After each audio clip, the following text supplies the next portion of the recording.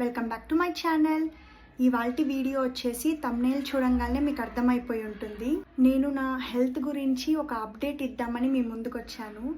అసలు నా ఛానల్లో ఇలాంటి ఒక వీడియో నేను పోస్ట్ చేస్తాను అని కూడా నేను అసలు అనుకోలేదు.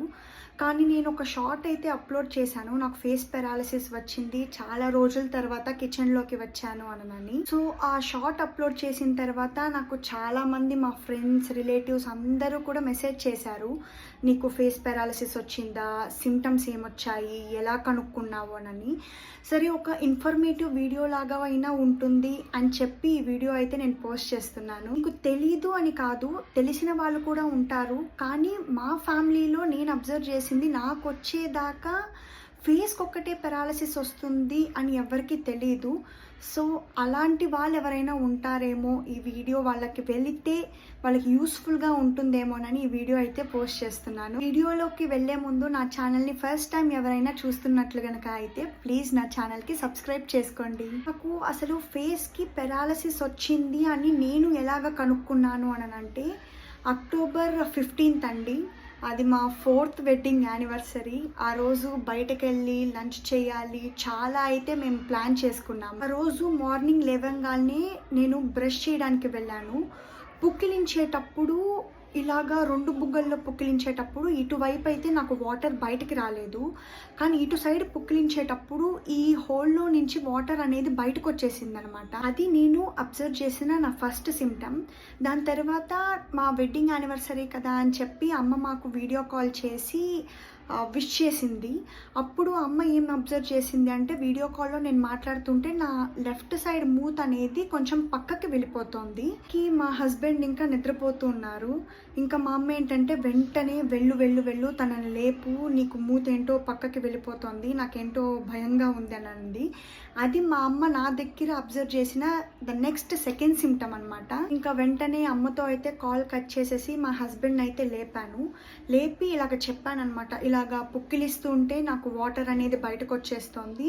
అండ్ తర్వాత ఇప్పుడు అమ్మతో వీడియో కాల్లో మాట్లాడుతుంటే ఇలాగ నోరు పక్కకి వెళ్ళిపోతుంది చెప్తోంది, నువ్వు కొంచెం అబ్జర్వ్ చేయవా నందు అని అడిగాను మా హస్బెండ్ని. దాని తర్వాత ప్రతి మినిట్ తను చెక్ చేస్తూ ఉండేవాడు. టైం పెరిగే కొద్దీ మూతి ఇంకా సైడ్కి వెళ్ళిపోతుంది. అండ్ తర్వాత ఈ కన్ను అనేది నాకు హాఫే క్లోజ్ అవుతుంది. సో 2 కళ్ళు బ్లింక్ చేసినప్పుడు ఈ కన్ను అనేది రైట్ సైడ్ నాకు పూర్తిగా క్లోజ్ అయింది, లెఫ్ట్ సైడ్ మటుకు హాఫే క్లోజ్ అయ్యి హాఫ్ మటుకు ఓపెన్లో ఉండిపోయింది. అది నా నెక్స్ట్ 3rd సిమ్టమ్. కానీ ఇంకా ఏంటి అంటే, ఆ రోజు మా 4th వెడ్డింగ్ యానివర్సరీ అని చెప్పి మేమైతే అట్లానే బయటకు వెళ్ళి లంచ్ చేసాము. సో అది కూడా ఒక షార్ట్ తీసుకొని పెడదామనుకొని నేనైతే కొన్ని క్లిప్స్ తీశాను. ఆ క్లిప్స్లో ఎంత స్పష్టంగా కనిపిస్తోంది అని అంటే, నా మూతి సైడ్కి వెళ్ళిపోవడము, నేను కన్ను క్లోజ్ చేయలేకపోవడము చాలా స్పష్టంగా కనిపిస్తోంది. ఆ క్లిప్స్ కూడా నేను ఈ వీడియో పక్కన మీకు యాడ్ చేస్తాను రెఫరెన్స్గా. యానివర్సరీ రూయిన్ చేయకూడదు అని చెప్పి మేమైతే రెస్టారెంట్కి వెళ్ళాము. ఆ రెస్టారెంట్లో ఏం జరిగింది అని అంటే, బిర్యానీ ఆర్డర్ ఇచ్చుకున్నాము. సో బిర్యానీ తింటున్నప్పుడు ఈ లెఫ్ట్ సైడ్ నుంచి అన్నం అనేది మెతుకులు నాకు బయటకు వచ్చేసేవన్నమాట. సో ఇంకా దాంతో మేము కన్ఫర్మ్ అయితే చేసేసుకున్నాము, సంథింగ్ ఈజ్ రాంగ్, నాతో ఏదో తేడాగా ఉంది, ఇంకా మనం నెగ్లెక్ట్ చేయకూడదు, కంపల్సరీగా వెళ్ళి చూపించుకోవాలి అని. రెస్టారెంట్ నుంచి రాగానే ఇంటికి వచ్చి కాసేపు అయితే రెస్ట్ తీసుకొని మలక్పేట్లో కేర్ హాస్పిటల్స్లో మాకు తెలిసిన రిలేటివ్స్ డాక్టర్స్ ఉన్నారనమాట, న్యూరో. సో ఇంకా వాళ్ళ దగ్గరికే వెళ్ళి కనుక్కుందాము అని చెప్పి కాల్ చేసాము. మేము వెళ్ళే టైంకి డాక్టర్ లేరనమాట. సో ఎందుకైనా మంచిది, మనం నెగ్లెక్ట్ చేయకూడదు అని చెప్పి ఫస్ట్ మేమైతే ఎమర్జెన్సీ వార్డులోకి వెళ్ళిపోయాము. ఎమర్జెన్సీ వార్డులోకి వెళ్ళిన తర్వాత వాళ్ళు ఫస్ట్ చెక్ చేసింది ఏంటి అని అంటే, కేవలం ఫేస్కే వచ్చిందా, అదేమైనా హ్యాండ్స్కి లెగ్స్కి కూడా ఇదయిందా, పాకిందా అని చెప్పి ఫస్ట్ అయితే చెక్ చేశారు. నాకైతే కాళ్ళకి చేతులకి ఏం రాలేదు.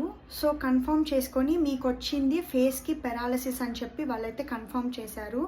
వాళ్ళు కూడా అక్కడ కొన్ని టెస్ట్లు చేశారు. మూతి తిప్పలేకపోవడం, నేను తిప్పమంటే, తర్వాత వాటర్ ఇస్తే తాగమంటే ఇటు సైడ్ బయటికి వచ్చేయడము. సో ఇలాంటివి కొన్ని ఎగ్జామిన్ చేసి వాళ్ళు కూడా అబ్జర్వ్ చేసి, సో ఫైనల్గా నాకు వచ్చిందైతే ఫేస్ పెరాలసిస్ అని చెప్పి కన్ఫర్మ్ అయితే చేశారు. సో అప్పటికప్పుడు వాళ్ళు ఏంటి అంటే ఎమర్జెన్సీలో వాళ్ళు డాక్టర్కి కాల్ చేసి నా పొజిషన్ అంతా కూడా వీడియో పెట్టారు. సో దానికి తగ్గట్టుగా ఆయన అయితే మెడిసిన్స్ ఇచ్చి మళ్ళీ పక్క రోజు వచ్చి డాక్టర్ని పర్సనల్గా కలిసి ఒకసారి మొత్తం హోల్ చెకప్ అయితే చేయించుకోమన్నారు నన్ను. ఒకరోజు అయితే మేము మళ్ళీ డాక్టర్ దగ్గరికి వెళ్ళి పర్సనల్గా అయితే కలిసాము. ఆయనే నన్ను ఫస్ట్ అడిగిన ఇది ఏంటి అని అంటే, మీకేమన్నా చెవి నొప్పి లాంటిది వచ్చిందా అమ్మా అని అడిగాడు. నాకు ఈ పెరాలసిస్ అటాక్ అయ్యి ఒక 4 days ముందు నుంచి చెవి అయితే చాలా నొప్పిగా ఉన్నిందండి. బయటకి వెళ్ళి మెడిసిన్స్ తీసుకున్నాను, బట్ ఆ మెడిసిన్స్కి కూడా నాకైతే కంట్రోల్ అవ్వలేదు. యూజువల్గా ఏంటి అని అంటే, మనం ఏమన్నా బడ్స్ కొంచెం హార్ష్గా పెట్టినా కూడా, లేదంటే ఒక్కొక్కసారి చెవులో గాలి వెళ్ళినా కూడా మనకి చెవి నొప్పి అనేది వస్తుంది కదా. సో నేను అలాంటి చెవి నొప్పి అనుకున్నాను. ఎందుకు అంటే నాకు భరించలేనటువంటి చెవి నొప్పి అయితే కాదు. తర్వాత చీము పట్టడాలు, నీరు రావడాలు ఇలాంటివి ఏమి సిమ్టమ్స్ లేవు. జస్ట్ ఒక పెయిన్, అది కూడా బేరబుల్ పెయిన్ అనమాట. సో నేను దాన్ని ఏమనుకున్నాను అని అంటే, అదొక నార్మల్ చెవి నొప్పి, మేబీ గాలి వెళ్ళడం వల్లనో లేదా బడ్స్ ఏమన్నా కొంచెం హార్ష్గా తగలడం వల్లనో ఆ పెయిన్ వచ్చిందేమోనని నేను అనుకున్నాను. నాకు ఇలాగా చెవి నొప్పి వచ్చింది అని చెప్పంగానే డాక్టర్ ఏమన్నారు అని అంటే, అమ్మ మీకు ఇన్ఫెక్షన్ ఉంది, ఆ ఇన్ఫెక్షన్ అనేది ఇటు సైడ్ అంతా పాకేసింది, ఆ పాకినందువలన నర్వ్స్ అన్నీ కూడా మొద్దుబారిపోయి ఇలాగా పెరాలసిస్గా మీకు కన్వర్ట్ అయిందమ్మా అని చెప్పారు. నాకైతే స్కానింగ్ అవేమి తీయలేదు ఆ చెవి నొప్పికి. చెవి నొప్పి అని చెప్పాను, దానివల్లనే వచ్చింది అని చెప్పేశారు ఆయన, వితౌట్ ఎనీ స్కానింగ్ అనమాట. తర్వాత ఆయన అయితే నాకు కంప్లీట్ స్టెరాయిడ్స్ మందులు రాసేసారండి. ఎందుకు అనంటే, ఆయన చెప్పిన మాట ఒక్కటే, మామూలుగా ఇలాగా ఫేస్ పెరాలసిస్ అనేది అటాక్ అయితే సిమ్టమ్స్ అనేవి ఒక 3-4 days తర్వాత కనిపిస్తాయంట. కానీ నాకు ఎట్ ఏ టైం ఒక్కసారి అన్ని సిమ్టమ్స్ వచ్చేసాయి. సో అందుకని ఆయన ఏమన్నారు అంటే, ఫర్దర్గా ఇంకా ఏమి ఇబ్బంది అవ్వకుండా ఉండాలి అని అంటే మనం ఇక్కడే స్టాప్ చేసేసేయాలి, అందుకని నేను నీకు హై డోస్ ఆఫ్ స్టెరాయిడ్స్ ఇస్తున్నానమ్మా అని చెప్పి రాశారు. ఆ హై డోస్ ఆఫ్ స్టెరాయిడ్స్ ఎన్ని మందులంటే, ఒక్క స్టెరాయిడ్ ట్యాబ్లెట్ అయితే నేను డైలీ 5 times వేసుకునేదాన్నండి. దాంతోపాటు ఇంకా అడిషనల్గా వేరే ట్యాబ్లెట్స్ కూడా రాసిచ్చారనమాట. సో అంత హెవీ డోస్ ఆఫ్ మెడిసిన్స్ మీద నేను ఉన్నాను. అండ్ దాంతోపాటు ఇదంతా కూడా మొద్దుబారిపోయింది కాబట్టి మళ్ళీ దాన్ని యాక్టివేట్ చేయాలి నర్వ్స్ అని అంటే ఫిజియో సెషన్స్ అయితే కంపల్సరీగా తీసుకోమన్నారు. చాలా అగ్రెసివ్ ఫిజియోథెరపీ అనేది నీకు కావాలి అని చెప్పి సో ఫిజియో ఒకటి సజెస్ట్ చేశారు.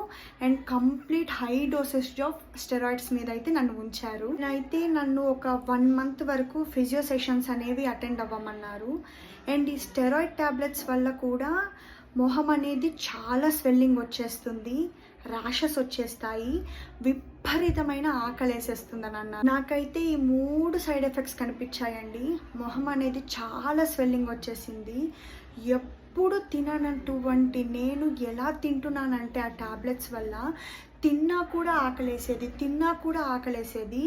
దానివల్ల చాలా వెయిట్ పుట్ ఆన్ అయిపోయాను నేను. ఇంచుమించుగా 4 to 5 kgs పెరిగిపోయాను నేను. అండ్ తర్వాత వీప్ మీద అంతా కూడా ర్యాషెస్ వచ్చేసి చిన్న చిన్న గుళ్ళలు అన్నీ వచ్చేసాయి ఆ ట్యాబ్లెట్స్ వల్ల.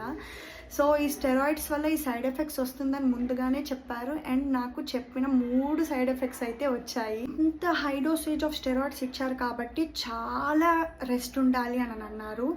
అండ్ దట్టు నాకేంటి అని అంటే ఫిజియో సెషన్స్లో కరెంట్ షాక్ పెట్టేవాళ్ళు ఈ నర్వ్స్ అన్నీ కూడా యాక్టివేట్ అవ్వడానికి.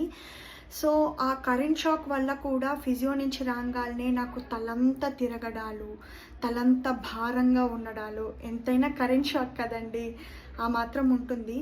సో నన్నైతే బాగా రెస్ట్ తీసుకోమన్నారు, కంప్లీట్గా రెస్ట్ ఉండాలి అని చెప్పారనమాట ఈ మందులకి అండ్ ఫిజియో సెషన్స్ కోసము. దానికోసమనే మేము మా అత్తగారిని మామగారిని పిలిపించుకున్నాం ఫోన్ చేసి, ఇలాగా ఇబ్బందిగా ఉంది, మీరు కొంచెం మాకు సహాయంగా ఉంటే అనని. పాపం వాళ్ళు నో అని చెప్పకుండా వచ్చి మా అత్తగారు నాకు మంచిగా వండి పెట్టేసి వెళ్ళారు. యూజువల్గా ఇలాంటి టైంలో పక్కన అమ్మ ఉంటే బాగుంటుంది, మా మామగారు కూడా అదే అన్నారు, మీ అమ్మ ఉంటే బాగుంటుంది అని. కానీ మా అమ్మ పరిస్థితి ఏంటి అని అంటే, she is a single working mother అండి. నాకు మా ఫాదర్ లేరు. 2017లో కార్డియాక్ అరెస్ట్ వచ్చి చనిపోయారు. సో అప్పటి నుంచి మా అమ్మే మాకు. నా తర్వాత తనకి మా తమ్ముడు బాధ్యత ఉంది. వాడు ఇప్పుడు ఇంటర్ సెకండ్ ఇయర్ చదువుతున్నాడు. ఇంటర్ సెకండ్ ఇయర్ అంటే ఎంత పెద్ద టర్నింగ్ పాయింటో మనందరికీ తెలుసు. ఎందుకంటే మనం అందరం ఆ స్టేజ్ దాటి వచ్చిన వాళ్ళమే. ఇంటర్ సెకండ్ ఇయర్ అంటే ఒక పక్క ఇంటర్ మీద కాన్సన్ట్రేషన్ చేయాలా, ఎంసెట్ మీద కాన్సన్ట్రేషన్ చేయాలా, ఇన్ని వాటి మీద కాన్సన్ట్రేషన్ చేయాలా. మన అమ్మ వాళ్ళు మనం చదువుతున్నప్పుడు మన కోసం వాళ్ళు ఫంక్షన్లు అన్నీ మానుకొని కూడా మన పక్కన ఉన్నారు. ఇప్పుడు నేను నా స్వార్థం కోసం వాడిని వదిలేసి నా దగ్గరికి వచ్చేయమ్మా అని అనడం కరెక్ట్ కాదు. అండ్ దట్టు తనకేంటి అంటే ఆఫీస్ అండి, సెలవులు అస్సలు ఇవ్వరు. నేను అక్కడికి వెళ్తే తను చేయడం తప్పితే తను ఇక్కడికి వచ్చి చేయడం అనేది కుదరదు. నేను ఒక షార్ట్ కూడా పెట్టాను, మీరు చూసుంటే తెలుస్తుంది. తను దసరాకి రావాలనుకొని కూడా ఆఫీస్లో సెలవులు ఇవ్వక ఒక్క పూట నా కోసం అని చెప్పి వచ్చేసి వెళ్ళింది తను. అలాంటి పరిస్థితుల్లో ఉందన్నమాట. అందుకనే అమ్మ రాలేకపోయింది. చాలామంది కూడా అన్నారు అమ్మ వచ్చి చెయ్యాలా, ఈ టైంలో అమ్మ ఉండాల పక్కన అనని. బట్ నాకు ఉంటుందండి అమ్మ పక్కన ఉంటే బాగుంటుంది అని. ఎందుకు అనంటే ఇలాంటి టైంలో తల్లి చేసినట్టు ఎవ్వరూ చేయరు. బిడ్డ అలాంటి పరిస్థితుల్లో ఉంది అంటే అక్కడ ఇల్లు ఏమైపోయినా, అక్కడ ఇల్లు ఎలా ఉన్నా కూడా అన్నీ వదిలేసి వచ్చి మన కోసము చేస్తారు. తనకు ఆరోగ్యం ఎలా ఉన్నా కూడా చేస్తారు. ఉంటే బాగుంటుంది, కానీ తను ఆ పొజిషన్లో అయితే లేదు. నేను అక్కడికి వెళ్తే చేస్తుంది, కానీ నాకు ఇక్కడ ఫ్రీక్వెంట్ అపాయింట్మెంట్స్ ఉన్నాయండి డాక్టర్వి. ఫస్ట్ 1 వీక్కి రమ్మన్నారు, దాని తర్వాత 15 డేస్కి రమ్మన్నారు. ఇలాగ ఫ్రీక్వెంట్ అపాయింట్మెంట్స్ ఉన్నప్పుడు నేను ఇక్కడ కాదనుకొని అక్కడికి ఎలా వెళ్ళగలను? అందుకనే నేను అక్కడికి వెళ్ళలేదు. అందుకే మా అత్తగారిని మామగారిని ఫోన్ చేసి పిలిపించుకున్నామన్నమాట మేము హెల్ప్ కోసము. ఫేస్ పెరాలసిస్ ఎందుకు వచ్చింది అనేది మటుకు నాకు ఇప్పటికీ క్లారిటీ రాలేదు. బికాజ్ ఎందుకు అనంటే డాక్టర్ ఏం చెప్పారు అనంటే చవినొప్పి అని చెప్పంగానే అమ్మ నీకు చవినొప్పి వచ్చింది కాబట్టి ఆ చవినొప్పి ఇన్ఫెక్షన్ అనేది పాకేసి ఫేస్ పెరాలసిస్ అన్నారు. మా మామగారు ఒకసారి ఫిజియో సెషన్కి వచ్చినప్పుడు ఫిజియోథెరపీ ఆమెను అడిగారనమాట, ఎందుకు వచ్చిందమ్మా అనంటే ఆమె ఏం చెప్పింది అనంటే ఇది స్ట్రెస్ వల్ల వచ్చిందండి. సో ఆ అమ్మాయిని ఎక్కువ స్ట్రెస్ పడద్దని చెప్పండి, జెమినీ కామెడీ ఇలాంటివి కామెడీగా ఉండేవి ఆ అమ్మాయికి చూపిస్తూ ఉండండి, కాస్త మైండ్ అనేది రిలాక్స్ చేస్తుండండి, డైవర్ట్ చేస్తుండండి అని చెప్పి ఫిజియోథెరపీ ఆమె మా మామగారికి చెప్పారనమాట. కొంతమంది ఏమో చలి వల్ల వచ్చింది అంటున్నారు. సో రీజన్ అనేది నాకు ఇప్పటికీ క్లారిటీ రాలేదు ఎందుకు అనేది. ఇన్ఫెక్షన్ అంటే ఏమో నాకు చెవిలో ఎటువంటి టైప్ ఆఫ్ చీము పట్టడం కానీ నీరు రావడం కానీ అలాంటిది లేదు.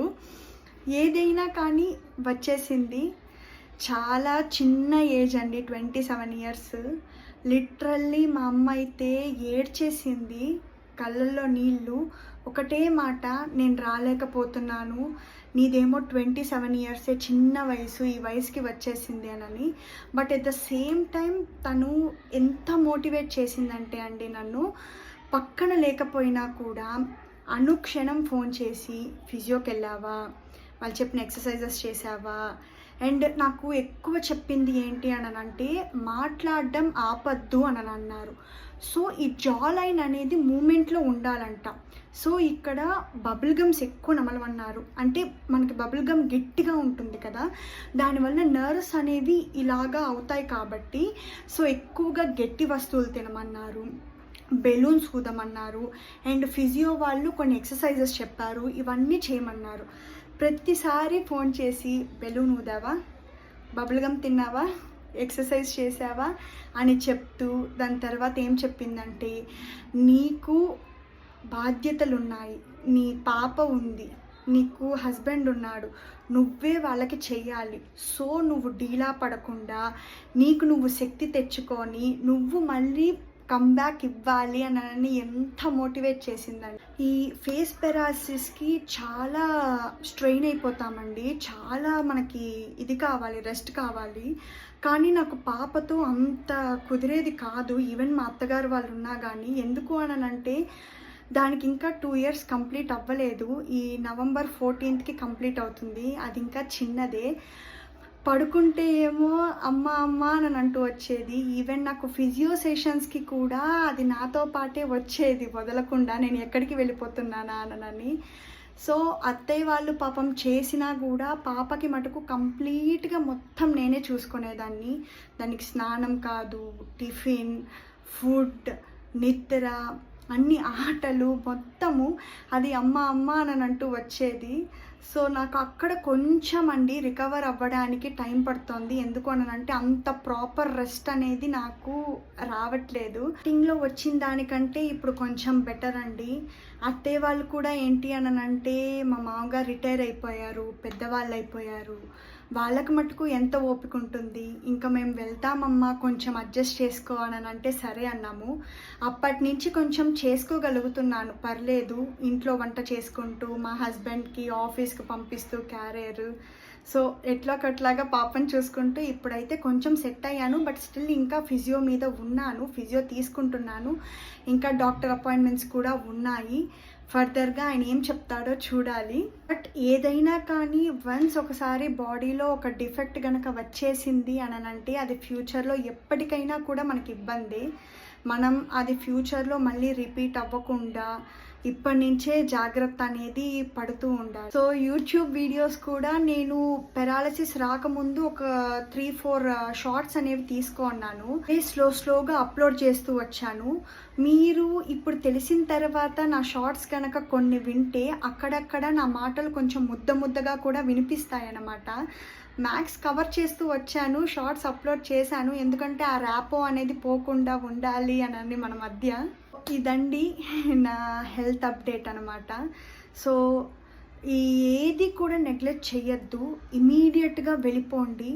నా దాంట్లో నా అదృష్టం ఏంది అని అంటే ఆ సిమ్టమ్స్ అనేవి తొందరగా బయటపడినందువలన, త్వరగా నేను వెళ్ళి చూపించుకున్నందువలన అది ఫర్దర్గా ఇంకా ఎక్కువ కాకుండా ఫేస్తోనే ఆగిపోయింది అని అదొక్కటి ఒక లక్గా నేనైతే ఫీల్ అవుతున్నాను. సో ఈ కాలంలో నేను ఎక్స్పీరియన్స్ చేసిన ప్రకారంగా మీకు చెప్పేది ఏంటి అని అంటే ఏదైనా ఒక నొప్పి మందులు వేసుకున్నా కూడా 2-3 డేస్ తర్వాత తగ్గలేదు అంటే దయచేసి వెళ్ళిపోయేసేసి అసలు ఏంటి అనేది చూపించుకోండి.